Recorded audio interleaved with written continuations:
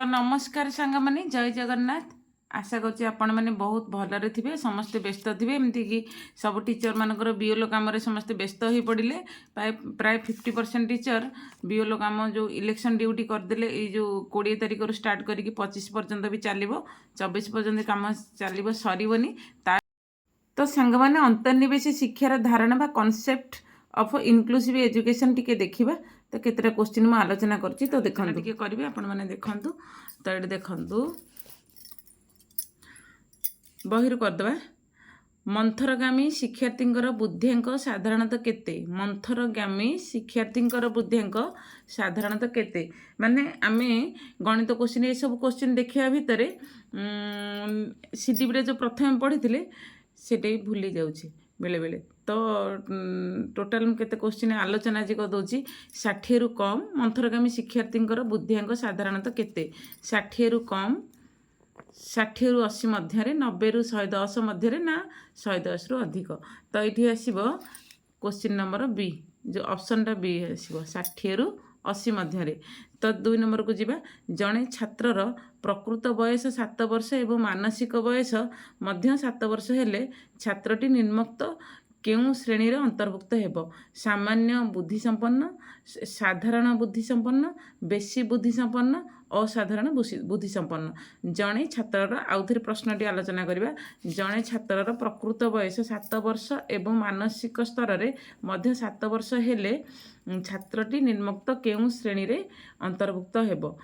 तो ऑप्शन अच्छी सामान्य बुद्धि संपन्न, साधारण बुद्धि संपन्न, बेसी बुद्धि संपन्न, ना असाधारण बुद्धि संपन्न। ये कम 7 वर्ष रहिले माने 7 वर्ष बयस रे मानसिक बयस 7 वर्ष थी, यहाँ हम साधारण बुद्धि संपन्न, ऑप्शन नंबर बी। तो 3 नंबर को जीवा। निम्नोक्त केउं श्रेणी रे शिक्षार्थी स्वतंत्र गोष्ठी श्रेणी अंतर्भुक्त नुहंती? स्वतंत्र गोष्ठी तो मंथर, अनग्रसर, साधारण, प्रतिभाशाली। तो निम्नोक्त केउं श्रेणीर शिक्षार्थी स्वतंत्र गोष्ठी श्रेणी अंतर्भुक्त नुहंती? मंथर, अनग्रसर, साधारण, प्रतिभाशाली। तो ये आसब सी हम साधारण, आंसर टी हम साधारण।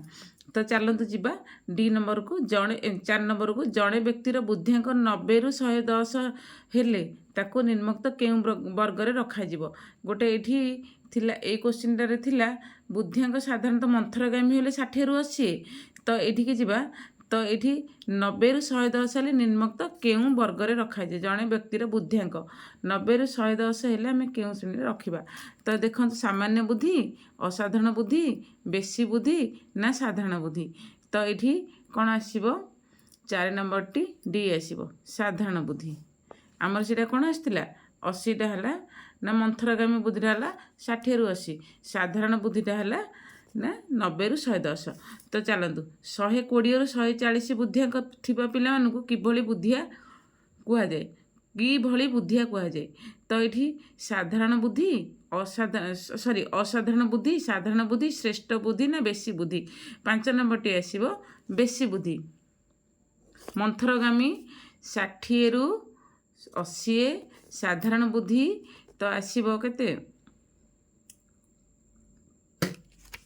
90 रु 110। तो ये 120 रु 140 बुद्धियांक थिबा पिला हेले बेसी बुद्धि, बुझिले? तो ये देखंतु 6 नंबर को जीवा। जो शिक्षार्थी निजर समवयस्क मानक तुलन में शिक्षण उपलब्ध क्षेत्र में यथेष्ट पछरे थांती तांको केउं प्रकार शिक्षार्थी कुआजाए? जो शिक्षार्थी निजर समवयस्क मानक तुलन में शिक्षण उपलब्धि क्षेत्र में यथेष्ट पछरे थांती तांको केउं प्रकार शिक्षार्थी कुआजाए? तो प्रतिभाशाली, अनग्रसर, साधारण, ना मंथर?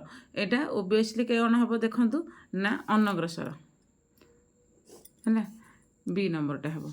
6 नंबर टी हम बी अनग्रसर। 7 नंबर को जीवा। निम्नलिखित मध्यरु केउंटी स्पीयरमैन को बुद्धि संपर्क संज्ञा? निम्नलिखित मानक मध्यरु केउंटी स्पीयरमैन को बुद्धि संपर्क संज्ञा अटे? ना ए रे अछि बुद्धि हेउछि जन्मगत और साधारण, जन्मगत, साधारण और ज्ञानगत सामर्थ्य। बुद्धि परीक्षण द्वारा जो फलाफल मिले ताहाकु ही बुद्धि, ताहा हेउछि बुद्धि। मंथर सी रे अछि मंथर विश्लेषणात्मक और संश्लेषणात्मक सामर्थ्य को बुद्धि कहा जाए।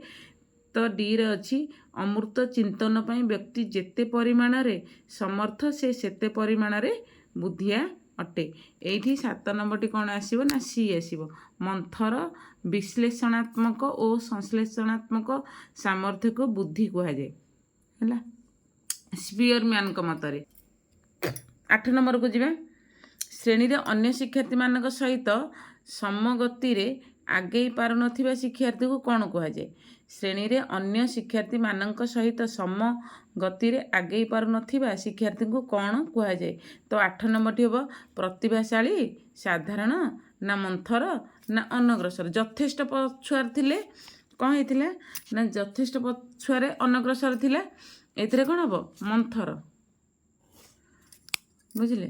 ତ ଏଠି 9 ନମ୍ବରକୁ ଯିବା। ନିମ୍ନଲିଖିତ ଗୁଡ଼ିକ ମଧ୍ୟରେ କେଉଁଠି ଅନଗ୍ରସର ଶିକ୍ଷାର୍ଥୀଙ୍କର ଲକ୍ଷଣ ନୁହେଁ? ଅନଗ୍ରସର ଶିକ୍ଷାର୍ଥୀ ନା ଏଇଠି କ'ଣ ଥିଲା ନା ଏଠି ସହିତ ଏ ଯେଉଁ ଶ୍ରେଣୀରେ ଅନ୍ୟ ଶିକ୍ଷାର୍ଥୀଙ୍କ ସହିତ ସମଗତିରେ ଆଗେଇ ସମାନରେ ଆଗେଇ ନ ପାରିଲେ ମନ୍ଥର ହେଲା। ଯଥେଷ୍ଟ ପଛୁଆ ଥିଲେ ଅନଗ୍ରସର। ତ ଏଇଠି 9 ନମ୍ବରଟି ଦେଖନ୍ତୁ। ନିମ୍ନଲିଖିତ ଗୁଡ଼ିକ ମଧ୍ୟରୁ କେଉଁଠି ଅନଗ୍ରସର ଶିକ୍ଷାର୍ଥୀଙ୍କର ଲକ୍ଷଣ ନୁହେଁ? ଜ୍ଞାନାତ୍ମକ ଦକ୍ଷତା ସୀମିତ, ଦୁର୍ବଳ ସ୍ମୃତିଶକ୍ତି, ଲକ୍ଷ୍ୟଭିତ୍ତିକ ଆଚରଣ ପ୍ରଦର୍ଶନ, ଅସଫଳତାକୁ ଭୀଷଣ ଭୟ କରନ୍ତି। ତ ଏଠି 9 ନମ୍ବରଟି ଆସିବ ଲକ୍ଷ୍ୟଭିତ୍ତିକ ଆଚରଣ ପ୍ରଦର୍ଶନ ହେଲା। ତ 10 ନମ୍ବରକୁ ଯିବା। ଯେଉଁ ଶିଶୁମାନଙ୍କର ଭାଷା, କଥନ, ପଠନ ତଥା ସମ୍ପୃକ୍ତ ଭାବ ବିନିମୟ କୌଶଳର ବିକାଶରେ କିଛି ତ୍ରୁଟି ରହିଛି ତାଙ୍କୁ ଶିକ୍ଷଣ ଅପାରଗ ଶିକ୍ଷାର୍ଥୀ କୁହାଯାଏ। ଏହା କାହାର ମତ? ଯେଉଁ ଶିଶୁମାନଙ୍କର ଭାଷା, କଥନ, ପଠନ ତଥା ସମ୍ପୃକ୍ତ ଭାବ ବିନିମୟ କୌଶଳର ବିକାଶରେ କିଛି ତ୍ରୁଟି ରହିଛି ତାଙ୍କୁ ଶିକ୍ଷଣ ଅପାରଗ ଶିକ୍ଷାର୍ଥୀ କୁହାଯାଏ। ଏହାର କାରଣ ବା ଏହା କାହାର ମତ ଏହା କାହାର ମତ ନା ସାମୁଏଲ କର୍କ, ଫିନଗୋଲ୍ଡ, ଲାବିଟ୍ ନା ବଟ୍? ଏଠି 10 ନମ୍ବରଟି ଆସିବ ଏ ସାମୁଏଲ କର୍କ। ତ 11କୁ ଯିବା। ନିମ୍ନୋକ୍ତ ମଧ୍ୟରେ କେଉଁଠି ଦୃଷ୍ଟି ଉପଯୁକ୍ତ ଶିକ୍ଷାର୍ଥୀର ଲକ୍ଷଣ ନୁହେଁ? ତ ଅଧିକାଂଶ ସମୟ ଆଖି ମଳେ, ଆଖି ଲାଲ ଦେଖାଯାଏ, ପୁସ୍ତକଟିକୁ ନିକଟରୁ ଧରି ପଡ଼େ, ମୌଖିକ ଆଦେଶ ବୁଝନ୍ତିନି। ନିମ୍ନୋକ୍ତ ମଧ୍ୟରେ କେଉଁଠି ଦୃଷ୍ଟି ଦୋଷଯୁକ୍ତ ଶିକ୍ଷାର୍ଥୀର ଲକ୍ଷଣ ନୁହେଁ? ଅଧିକାଂଶ ସମୟ ଆଖି ମଳେ, ଆଖି ଲାଲ ଦେଖାଯାଏ, ପୁସ୍ତକରୁ ନିକଟରୁ ଧରି ମୌଖିକ ଆଦେଶ ବୁଝନ୍ତି ନାହିଁ। ତ 11 ନମ୍ବରଟି ଆସିବ ଡି ମୌଖିକ ଆଦେଶକୁ ବୁଝନ୍ତି ନାହିଁ। ଏରା ସବୁ ଆଖିର ଲକ୍ଷଣ, 3ଟି ଯାକ ଆଖି ଖରାପର ଲକ୍ଷଣ। ତ ଏଠି 12 ନମ୍ବରଟି ଯିବା। ଦୃଷ୍ଟିବାଧିତ ପିଲାମାନଙ୍କ ପାଇଁ କେଉଁ ପ୍ରକାର ପୁସ୍ତକର ସୁବିଧା କରାଯାଇଥାଏ? ତ ଏଠି ନା ବ୍ରେଲି ପୁସ୍ତକ, ଚିତ୍ରିତ ପୁସ୍ତକ, ନା ଗଳ୍ପ ପୁସ୍ତକ, ନା କେଉଁଠି ନୁହେଁ? ଦୃଷ୍ଟିବାଧିତ ପିଲାମାନଙ୍କ ପାଇଁ କେଉଁ ପ୍ରକାର ପୁସ୍ତକ ର ସୁବିଧା କରାଯାଇଥାଏ? ଏଇଠି ଆପଣମାନେ ଜାଣିଥିବେ। ତ ଏଇଠି 12 ନମ୍ବରଟି ଆସିବ ବ୍ରେଲି ପୁସ୍ତକ, ଯେଉଁଟାକି ହାତ ମାରି ମାରି ପଢ଼ିବେ। ତ 13 ନମ୍ବର। ବିଦ୍ୟାଳୟ ଶିକ୍ଷା ପୂର୍ବରୁ ମାନସିକ ଅନଗ୍ରସର ପିଲାର ପ୍ରସ୍ତୁତି ସମୟରେ କାହା ଉପରେ ବିଶେଷ ଗୁରୁତ୍ୱ ଦିଆଯିବା ଉଚିତ? ବିଦ୍ୟାଳୟ ଶିକ୍ଷା ପୂର୍ବରୁ ମାନସିକ ଅନଗ୍ରସର ପିଲାର ପ୍ରସ୍ତୁତି ସମୟରେ କାହା ଉପରେ ବିଶେଷ ଗୁରୁତ୍ୱ ଦିଆଯିବା ଉଚିତ? ଜ୍ଞାନାତ୍ମକ କୌଶଳ, ଭାବ ବିନିମୟ କୌଶଳ, ଶାରୀରିକ କୌଶଳ, ନା କେଉଁଠି ନୁହେଁ? ବିଦ୍ୟାଳୟ ଶିକ୍ଷା ପୂର୍ବରୁ ମାନସିକ ଅନଗ୍ରସର ପିଲାର ପ୍ରସ୍ତୁତି ସମୟରେ କାହା ଉପରେ ବିଶେଷ ଗୁରୁତ୍ୱ ଦିଆଯିବା ଉଚିତ? ନା ଏଠି ଜ୍ଞାନାତ୍ମକ ମୌଖିକ, ଭାବ ବିନିମୟ କୌଶଳ, ଶାରୀରିକ କୌଶଳ, ନା କେଉଁଠି ନୁହେଁ? ତ ଏଠି 13 ନମ୍ବରଟି ଆସିବ ବି ଭାବ ବିନିମୟ କୌଶଳ, ଅପସନ୍ ନମ୍ବର ବି। ତ 14କୁ ଯିବା। ନିମ୍ନୋକ୍ତ ମଧ୍ୟରେ କେଉଁଠି ପ୍ରତିଭାଶାଳୀ ଶିକ୍ଷାର୍ଥୀଙ୍କ ଏକ ଲକ୍ଷଣ ଅଟେ? ନିମ୍ନୋକ୍ତ ମଧ୍ୟରୁ କେଉଁଠି ପ୍ରତିଭାଶାଳୀ ଶିକ୍ଷାର୍ଥୀଙ୍କ ଏକ ଲକ୍ଷଣ ଅଟେ? ଭାବ ପ୍ରକାଶ କରିବା କ୍ଷମତା ସୀମିତ, ଅସଫଳତାକୁ ଭୀଷଣ ଭୟ କରନ୍ତି, ବାସ୍ତବ ବସ୍ତୁ ଉପରେ ଅଧିକ ନିର୍ଭର କରନ୍ତି, ବିଶ୍ଳେଷଣ କ୍ଷମତା ଅଧିକ। ତ ଏଠି 14 ନମ୍ବରଟିକି ଆସିବ ଡି ବିଶ୍ଳେଷଣ କ୍ଷମତା ଅଧିକ। ବିଶେଷ ଆଲୋଚନା କିଛି କରିହେବନି। ତ ଏଇଠି ଆମେ ଖାଲି କୋଶ୍ଚିନ୍ ଆଉ ଆନ୍ସର ଦେଖିବା। ତ 15 ନିମ୍ନୋକ୍ତ ମଧ୍ୟରୁ କେଉଁଠି ପ୍ରତିଭାଶାଳୀ ଶିକ୍ଷାର୍ଥୀର ଏକ ଶାରୀରିକ ଲକ୍ଷଣ? ଜନ୍ମ ସମୟରେ ଶାରୀରିକ ଓଜନ ଅଧିକ ହୋଇଥାଏ। ଅପସନ୍ ନମ୍ବର ବିରେ ରହିବ ଘନ ଘନ ଆଖି ମିଟିମିଟି କରିଥାନ୍ତି, ଆଖି ଓ ହାତ ମଧ୍ୟରେ ଉତ୍ତମ ସମନ୍ୱୟ ସ୍ଥାପନ କରିପାରନ୍ତି ନାହିଁ, ମାଂସପେଶୀୟ ଦକ୍ଷତା ଅପେକ୍ଷାକୃତ କମ୍। ତ ଏଇଠି କ'ଣ ଆସିବ?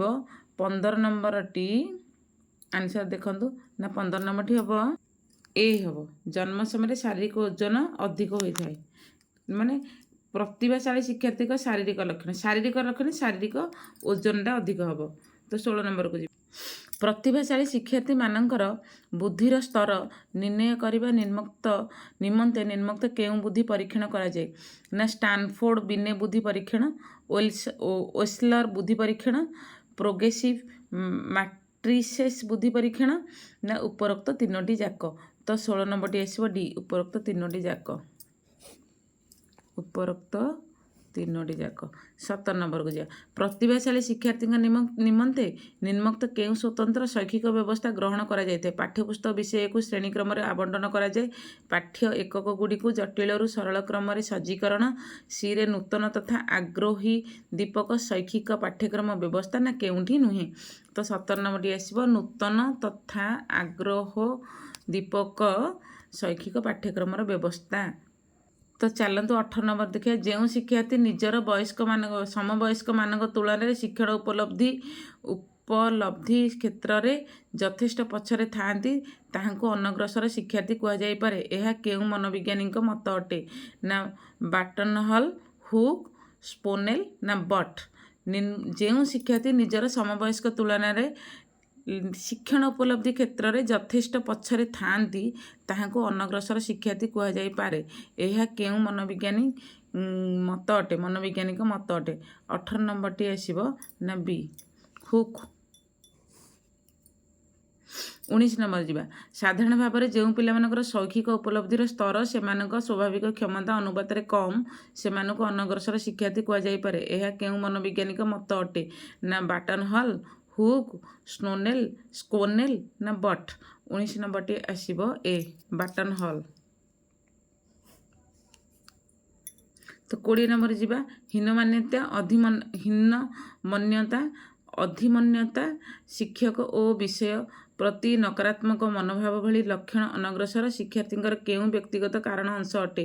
ଅସ୍ୱାଭାବିକ ଶାରୀରିକ ବିକାଶ, ଅପସନ୍ ହେଲା ଅସ୍ୱାଭାବିକ ଶାରୀରିକ ବିକାଶ, ତ୍ରୁଟିଯୁକ୍ତ ଆବେଗିକ ବିକାଶ, ମନ୍ଦିତ ବୌଦ୍ଧିକ ବିକାଶ, ନା ତ୍ରୁଟିଯୁକ୍ତ ସାମାଜିକ ବିକାଶ। ତ ଦେଖନ୍ତୁ ପ୍ରଶ୍ନଟି ଆଉ ଟିକେ ପଢ଼ୁଛି।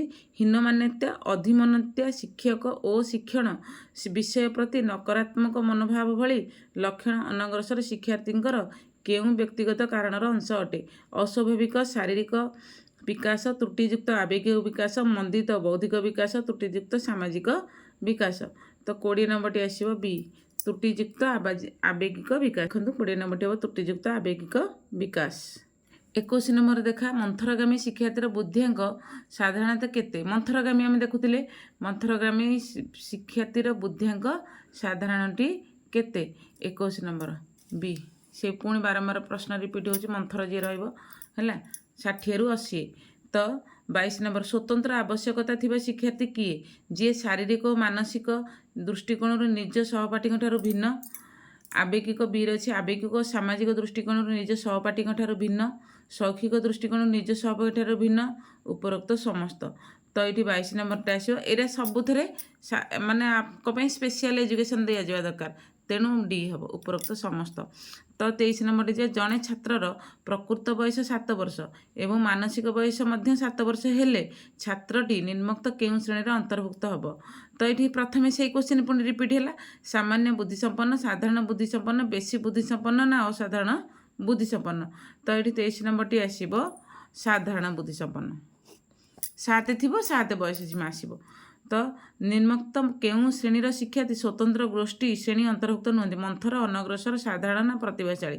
ସ୍ୱତନ୍ତ୍ର ନଥିବେ। ତ ଏଇଠି ଦେଖନ୍ତୁ 24 ନମ୍ବରଟି ଆସିବ ସି, ସାଧାରଣ ହେଲା, ସାଧାରଣ। ତ 25 ନମ୍ବରକୁ ଯିବା। ଜଣେ ବ୍ୟକ୍ତିଙ୍କର ବୁଦ୍ଧିଆଙ୍କ 90ରୁ 110 ହେଲେ ତାଙ୍କୁ ନିମ୍ନୋକ୍ତ କେଉଁ ବର୍ଗରେ ରଖାଯାଏ? ସାମାନ୍ୟ ବୁଦ୍ଧି, ଅସାଧାରଣ ବୁଦ୍ଧି, ନା ବେଶୀ ବୁଦ୍ଧି, ନା ସାଧାରଣ ବୁଦ୍ଧି? 90ରୁ 110। ତ ଏଇଠି କ'ଣ ଆସିବ? 25 ଏଇନା ସାଙ୍ଗେ ସାଙ୍ଗେ ମାନେ ଦେଖୁଥିଲେ 25 ହେଲା ସାଧାରଣ ବୁଦ୍ଧି। 140ରୁ ଏଠି 120ରୁ 26ରେ 120ରୁ 140 ବୁଦ୍ଧିଆଙ୍କ ଥିବା ପିଲାଙ୍କୁ କିଭଳି ବୁଦ୍ଧି କୁହାଯାଏ? ହେଲା, କିଭଳି ବୁଦ୍ଧିଆ କୁହାଯାଏ? ତ ଏଠି ଅସାଧାରଣ ବୁଦ୍ଧି, ସାଧାରଣ ବୁଦ୍ଧି, ବେଶୀ ବୁଦ୍ଧି, ନା ଶ୍ରେଷ୍ଠ ବୁଦ୍ଧି? ତ ଏଠି 26 ନମ୍ବରଟି ହେବ ଆମର ଶ୍ରେଷ୍ଠ ବୁଦ୍ଧି। ତ तो 27 की जीवा जो शिक्षार्थी निजर समवयस्क मान तुलन में शिक्षण उपलब्ध क्षेत्र में यथेष्ट पछरे था कई प्रकार शिक्षार्थी कहे प्रतिभाशाली अनग्रसर मंथर ना साधारण तो ये 27 नंबर टी आसो ना बी अनग्रसर पछर रहा अनग्रसर तो 28 नंबर तो निम्नलिखित मध्य केउटी स्पीयर मान बुद्धि संपर्क संज्ञा तो बुद्धि हूँ जन्मगत साधारण ज्ञानगत जन्मगत साधारण और ज्ञानगत सामर्थ्य बुद्धि परीक्षण द्वारा जो फलाफल मिले ताकू ही बुद्धि कहुए मनर विश्लेषणात्मक संश्लेषणात्मक सामर्थ्य को बुद्धि कहुए तो 28 नंबर टी कौन हम तो यहीटा कहीं डायरेक्ट आ कि ना यहाँ आम आगुरी पढ़ी तो मनर विश्लेषणात्मक और संश्लेषणात्मक सामर्थ्य को ही बुद्धि कहुए स्पीयर मैन कहते यहाँ मनर विश्लेषण और संश्लेषण तौर को बुद्धि आम कह तो 28 नंबर टी गला 29 नंबर को तो बारंबार सब क्वेश्चन रिपीट होची तो देखो रिपीट हेल्ले कौन हम आम अभ्यासटा टी आउ टे भल हो जेहेतु 3टे परीक्षा अच्छी सामान्य बुद्धि संपन्न पिला बुद्धिंक परिमाण में केते सामान्य बुद्धि संपन्न ना 80 ରୁ 90 ना 90 ରୁ 110 ना 110 ରୁ 120 ना 120 ରୁ 140 तो ये देखूँ आगे देखी दिखाँ 30 नंबर डायरेक्ट सामान्य जी 80 ରୁ 90 तो 31 निम्नलिखित गुड़िक मध्य केउटी अनग्रसर शिक्षार्थींकर लक्षण नुहे ज्ञानात्मक दक्षता सीमित दुर्बल स्मृतिशक्ति लक्ष्य भित्तिक आचरण प्रदर्शन असफलता को भीषण भय करती निम्नलिखित गुड़िक मध्य केउटी अनग्रसर शिक्षार्थींकर लक्षण नुहे तो 31 नंबर टी आसो सी लक्ष्य भित्तिक अनग्रसर आचरण प्रदर्शन तो 32 की जीवा सामान्य बुद्धिसंपन्न व्यक्तिर बुद्धिंक केते सामान्य 80 ରୁ 90 हम तो देखो मुझे डायरेक्ट कहली 80 ରୁ 90 आपड़ कौन कहते 80 ରୁ 90 सामान्य तो ये देख 33 जो शिशु मान भाषा कथन पठन और जो शिशु मान भाषा कथन पठन तथा संपृक्त भाव विनिमय कौशल विकास में किसी त्रुटि रही शिक्षण अपारगता शिक्षार्थी कह कहार मत ना सामुएल कक फिनगोल्ड लाभिट ना बट ना 33 नंबर टी आसो सामुएल कक ये बारंबार रिपीट होची कहीं आम अभ्यास करने 33 नंबर है 34 नंबर को जीवा तो निम्नोक्त मध्य केउटी दृष्टि दोषयुक्त शिक्षार्थीर लक्षण नुहे अधिकांश समय आखि मले आखि लाल देखा जाए पुस्तक निकट धरी पड़े मौखिक आदेश बुझती ना है मौखिक आदेश माने कथबार्ता जी हो बुझती ना 34 नंबर टी आसो डी मौखिक आदेश को बुझती ना जहाँ बहिर अच्छी मुझे आलोचना करदे निम्नोक्त मध्य केउटी CWSN श्रेणी अंतर्भुक्त नुहे श्रवण बाधित मानसिक सुस्थता चलन अक्षमता दृष्टिहीनता CWSN रे जीवेनी ना श्रवण बाधित मानसिक सुस्थता माने जोटा आमर माने किछि देहर किछि रोग थाई पारे तो CWSN ने शारीरिक अक्षमता थाए तेणु ये 35 नंबर टी कौन हम ना ये डायरेक्ट हम बी मानसिक से सुस्थता अच्छी ना CWSN रे जीवनी तो ये 36 नंबर रे जीव तो 1999 मसीह जातीय ट्रस्ट अधिनियम केते प्रकार अक्षमता दर्शा जाइछि 1936 मसीह जातीय ट्रस्ट अधिनियम रे केते प्रकार अक्षमता दर्शाए 2 3 4 5 2 हम ना 3 हम ना 4 हम ना 5 हम तो आपण मैंने देखी जानी थे ना तो ये हम 36 नंबर टी आसो सी 4 1999 4टी जातीय ट्रस्ट अधिनियम केते प्रकार अक्षमता दर्शाए 4टी है तो 37 नंबर जाए केबे सालमोन काठारे स्वतंत्र आवश्यकता और शिक्षा वर्ल्ड एजुकेशन विश्व सम्मेलन आयोजन कर 1992 ना 1995 ना 1098 ना 1994 37 नंबर टी केबे सलमोनाकाठारे स्वतंत्र आवश्यकता शिक्षा वर्ल्ड एजुकेशन विश्व सम्मेलन आयोजन कर तो 37 नंबर टी हम डी 1994 मसीह होता 38 नंबर को जा दृष्टिबाधित पिलामानंपाई केउं प्रकार पुस्तक सुविधा कर जाए ब्रेली पुस्तक चित्रित पुस्तक ना गल्प पुस्तक ना केउंटी नुहे ब्रेली पुस्तक चित्रित पुस्तक गल्प पुस्तक ना केउंटी नुहे तो 38 नंबर 38 जीव ना ब्रेली पुस्तक आम ये बारंबार देखुचे बारंबार जानवा ତ ବିଦ୍ୟାଳୟ ଶିକ୍ଷା ପୂର୍ବରୁ ମାନସିକ ଅନଗ୍ରସର ପିଲାର ପ୍ରସ୍ତୁତି ସମୟରେ କାହା ଉପରେ ବିଶେଷ ଗୁରୁତ୍ୱ ଦିଆଯିବା ଉଚିତ। ବିଦ୍ୟାଳୟ ଶିକ୍ଷା ପୂର୍ବରୁ ଯେତେବେଳେ ସ୍କୁଲ ଆସିବା ପୂର୍ବରୁ ମାନସିକ ଅନଗ୍ରସର ପିଲାର ପ୍ରସ୍ତୁତି ସମୟରେ କାହା ଉପରେ ବିଶେଷ ଗୁରୁତ୍ୱ ଦିଏ। ଜ୍ଞାନାତ୍ମକ କୌଶଳ, ଭାବ ବିନିମୟ କୌଶଳ, ଯେଉଁଠିକି ତାର ମାନସିକ ଅନଗ୍ରସର ଅଛି। ଶାରୀରିକ କୌଶଳ ନା କେଉଁଠି ନୁହେଁ। ତ 39 ନମ୍ବରଟି ହେବ ବି, ଭାବ ବିନିମୟ କୌଶଳ। ପିଲାଟି ଜାଣିପାରୁନି ତା ସହିତ ଭାବରେ କଥା ହେବା ଦରକାର। ନିମ୍ନୋକ୍ତ 40 ନିମ୍ନୋକ୍ତ ମଧ୍ୟରୁ ପ୍ରଥମେ କିଏ ବୁଦ୍ଧି ପରୀକ୍ଷଣ ଉପରେ ଗୁରୁତ୍ୱ ଦେଇଥିଲେ? ଆଲଫ୍ରେଡ ବିଟେନ, ରୁସୋ, ଫ୍ରୋବେଲ ନା କ୍ଲାର୍କ? ନା ଆଲଫ୍ରେଡ ବିଟେନ, ରୁସୋ, ଫ୍ରୋବେଲ ନା କ୍ଲାର୍କ? ନା 40 ନମ୍ବରଟି ଆସିବ ଏ, ଆଲଫ୍ରେଡ ବିଟେନ। ତ ପ୍ରତିଭାଶାଳୀ 41 କି ଯିବା। ପ୍ରତିଭାଶାଳୀ ଶିକ୍ଷାର୍ଥୀଙ୍କ ପରିମାଣ ନା 3ରୁ 6 ଶତକଡ଼ା, 3ରୁ 5 ଶତକଡ଼ା, ନା 2ରୁ 4 ଶତକଡ଼ା, ନା 3ରୁ 4 ଶତକଡ଼ା? ତ 41 ନମ୍ବରଟି ହେବ ବି, 3ରୁ 5 ଶତକଡ଼ା। ପ୍ରତିଭାଶାଳୀ ଶିକ୍ଷାର୍ଥୀର ପରିମାଣ ତ 42। ପ୍ରତିଭାଶାଳୀ ଶିକ୍ଷାର୍ଥୀଙ୍କ ବୁଦ୍ଧିଆଙ୍କ କେତେ? ପ୍ରତିଭାଶାଳୀ ଶିକ୍ଷାର୍ଥୀଙ୍କ ବୁଦ୍ଧିଆଙ୍କ କେତେ ରହିବା ଦରକାର? ତ ଏଇଠି 42 ନମ୍ବରଟି ଆସିବ 137 ବା ତଦୁର୍ଦ୍ଧ, 135 ବା ତଦୁର୍ଦ୍ଧ, 130 ବା ତଦୁର୍ଦ୍ଧ, ନା 125 ବା ତଦୁର୍ଦ୍ଧ? 42 ନମ୍ବରଟି। ତ ଏଇଠି ତ କ'ଣ ହେବ ନା ସି ହେବ, 130ରୁ ତଦୁର୍ଦ୍ଧ ହେବ।